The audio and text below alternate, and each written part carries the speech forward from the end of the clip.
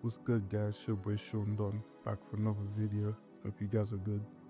But yeah, man, I've been seeing hella flamboyant rappers lately. Like, niggas really been pushing the limits. Actually gets me thinking how far these guys can take it. We already got bisexual vampires, man. I'm saying, you give it 10 years, your favorite rapper might be a fanboy, bro. Don't shoot the messenger. Anyways, this a timeline of zestiness and rap.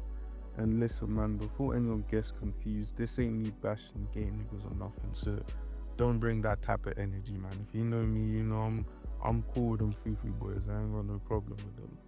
Now, I want to clarify, Doug wasn't the first artist to be zesty. We all know Prince and MJ had a little sugar in their tank, but they ain't rappers, and this video is about rap, so I'm not gonna go too much into that.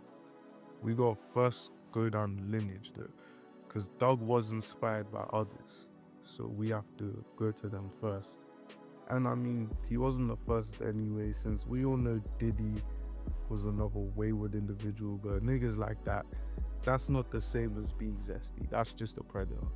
Also, he wasn't trying to confuse people on his sexuality. He very much kept his fugazi shenanigans behind closed doors for as long as he could. So that nigga's just DL. He don't fit into this category. Now we gotta go all the way back to pre-2010. And I'm sorry, but my book gotta take some blame. I ain't gonna lie. I'm talking about Lil Wayne. And Doug said many times Wayne was his idol, so it makes sense since all he did was expand on the blueprint that had already been laid out. Now Lil Wayne wasn't actively pushing that zesty shit, but that nigga was straight up kissing Birdman on the lips at one point. Kissing him on the lips. And you wanna know what his justification for that was? The Italian mob was doing it. So it's like some mafia shit. Oh my god, bro. Oh, hell no, man. What the fuck, man? Okay, man, but that's not even really the most important thing. It's actually irrelevant in the grand scheme of things. We have two major events that actually really help push rap further away from that kind of gangster image. First, we have Kanye, since he basically ended gangster rap with the release of Graduation. Since then, the face of rap has never been your Tupac or 50 Cent type of rapper, and moved away from that. Like, there was always artists like Outkast and Common, but the face of rap, the biggest star, it was always a street nigga back then. And for a while, the genre kind of became synonymous with crime, and it was the general consensus that these two things went hand in hand: rap, crime, especially in the early 2000s when the trap sound was like really going crazy. You got artists like T.I., Young Jeezy. That kind of didn't really help too much on that. Then the second major event is the Lil Wayne Rockstar era. Now, Wayne was the first to really push that like punk rock aesthetic in rap. And you see around the release of Reborn in 2009 and I'm No Human Being in 2010, Wayne went from like wearing Bape with the baggy jeans to wearing skinny jeans and Vans and skating. And I mentioned those two albums because he even incorporated it into the sound of the albums. Like, it wasn't just a fashion, he actually really put it into his music. And looking back, nothing he did was even crazy, but that's by today's standards, obviously. Like, back then, those albums weren't even well received. Like, people didn't think that rock shit and rap was cool. They weren't fucking with that, but it opened the door. Like, you gotta remember, Wayne was the biggest rapper at this time. Like, no one could touch him. We're talking about a nigga that had just come off selling 1 million first week with the Carter 3. Then he dropped No Ceilings, which, let's be real, is like the best mixtape that's ever been dropped. So this nigga was really like a 99 overall with all badges. He was at the peak of his power, and he decided to completely change shit up. But like, he opened the door for a lot of niggas. This wasn't even zesty shit. This was just niggas being able to make music that didn't conform to the norms at the time and still be able to have success like that. Cause really, there was only like two types of mainstream rappers you had. You was either the conscious rapper or you was rapping about selling drugs, bro. Like, the genre wasn't as diverse as it is now. Do you move and fast forward to 2011, That's when we get Lil B, bass guy. He's wearing crop tops. Like, it don't happen overnight, but now you're seeing there's a gradual shift starting to happen. But because it's such early days, Lil B couldn't really go as far as rappers can now, because everyone kind of shit on him when he first came out, since they already thought he couldn't rap, and being a lyricist was important back then. You combine that with the fact he was also wearing skinny jeans and crop tops, didn't do him too many favors, man. They told that nigga get the fuck out of here, bro. And I'm gonna bring up something Nas said, which literally explains this perfectly. Niggas feel what they don't understand, hate what they can't conquer. Guess that's just the fear of man. Niggas just didn't understand the movement, and you know, as people tend to do when they're scared, they got confrontational. Their instinctive reaction was to just fight back. It's that fear of change, man. Niggas just want shit to stay the same, and at the same time be the same niggas that will say, man, this shit is boring, but they don't want nothing to change. Now we can move on to Young Thug. He walked so these new rappers could run. Like, bro came out the gate wearing dresses, putting on nail polish.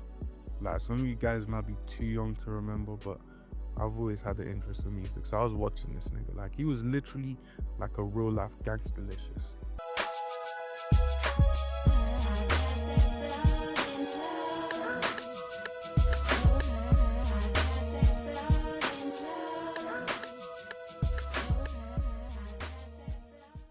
Like, this nigga had Lil Wayne's tuba sharp, and we just brushed that shit under the rug like it was nothing. Then he just kept beefing with niggas, bro. He was beefing with the game, Rich Homie Quan. This nigga even had beef with Future back then over some petty shit, but he was doing all this zesty shit and was still outside with it. Like, he wasn't hiding. And you gotta remember, this is 2015. This zesty stuff is like, this is a big deal back then. People forget. You remember I Love McKernan, club going up on a Tuesday? Yeah, you ain't know that in ages. Yeah, bro. That nigga got straight blackballed. When niggas found out he was gay, niggas never put that shit on again, bro. Like, niggas found out his shit wasn't a gimmick, bro. He was gay for real. Like, people really cared back then way more than they do now, and that shit could derail your whole career. It's like, it's okay to be borderline gay in rap, but if you actually start doing shit that's gay for real, niggas will act like you committed a war crime. Like, and it's funny because R. Kelly was still free at this time. Niggas knew about the pissing on the girls and all that. Ain't said anything, bro. But letting nigga be kissing boys in his spare time, bro, for some reason that was seen as treason. But fact of the matter is, niggas want to live vicariously through their favorite rappers. Let's be real. The thought of their hero kissing another nigga, I guess, that's just ruining the illusion for them. I don't know, bro. But if there's one thing rap fans love doing, that's complaining about change. Niggas wear skinny jeans, someone's crying. Niggas start using auto-tune, someone's crying. Niggas literally made fun of Ja Rule for making love songs. Then what did 50 Cent do? The same shit, but when he did it, niggas is dapping him up, bro. Niggas saying, yeah, bro, that's hard. That shows you the level of consistency in rap. Like, the average rap fan is not consistent, and that's why for a long ass time it was okay to glorify murder, but putting on some nail polish, nah, man, that ain't the way, bro. That ain't the way.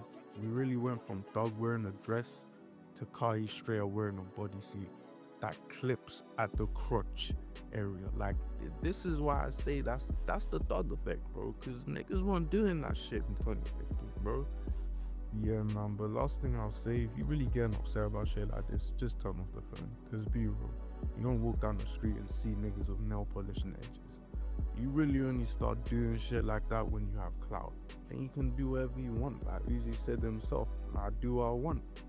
I don't think this will ever be the majority of people dressing like that. It only really seemed like a big deal because people keep fighting against it. You just gotta go on with your day, man. I mean, look how people used to view sagging back in the day. It didn't stop niggas from doing it though. If anything, you're just adding more fuel to the fight by trying to control people so much. Hey man, at the end of the day, even if you stop guys from dressing like this, there's still niggas that dress like this and they're actually gay for real, bro. Matter of fact, there's niggas that are dressed just like you and me and they be getting bent over and getting pegged. Like, there's really no rules to this shit, man. I say just let them boys be, they ain't bothering no one. As long as the music sound good, we ain't complaining. Looking at you, 9 Vicious. She tryna take some. Came in with my deep, I'm tryna rate some. Anyways, that's the end of the vid, man. Hope you guys enjoyed. Make sure to leave a comment. Tell me if there's anything you think I missed. Sean Dunn, I'm out.